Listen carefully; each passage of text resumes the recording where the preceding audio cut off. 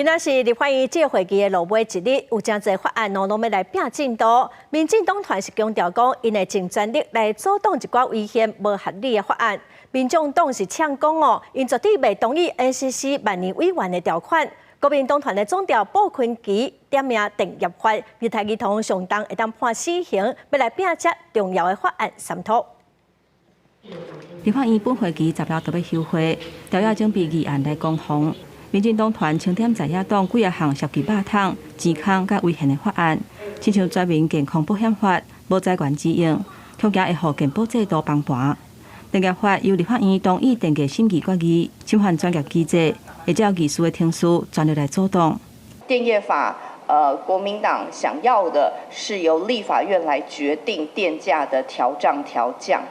这当然用政治来凌驾电力的专业。NCC 组织法，在野党坚持要删除过渡条款，可能会涉及瘫痪了 NCC 的运作。现在在中华民国各个重要的组织里面，有哪一些组织是任期到了，新的委员还没有产生，旧的就继续延任下去？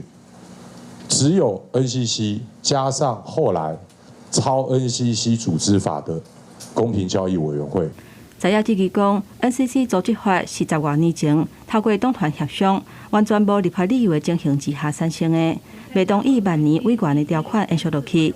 国民党团总调鲍坤基嘛清点国民党重视而且要通过的法案，包括电业法、儿童虐待案件，除了无期徒刑以外，上当判死刑、控诉控3禁灾重建条例等等的案件。包括电业法，这个政府涨价是不是应该要公开透明？还有这个虐儿案是不是能够用确实的杀人案来法办？能够除了无期徒刑以外，能不能到死刑？能够有吓阻的作用。立法院长韩国瑜唔来调集调解协商，内底拿着白过招，外口嘛有公民团体提出有争议的9个案，包括健保点数价值的调整、NCC 组织法、电业法等等。呼吁各界都要注意，希望拿白爱靠站在的。国会目前已经是有 NCC 委员的同意权，那现在呢，蓝白两党希望在同意权之余呢，他们也要染指行政院的提名权，那这个就是破坏权力分立。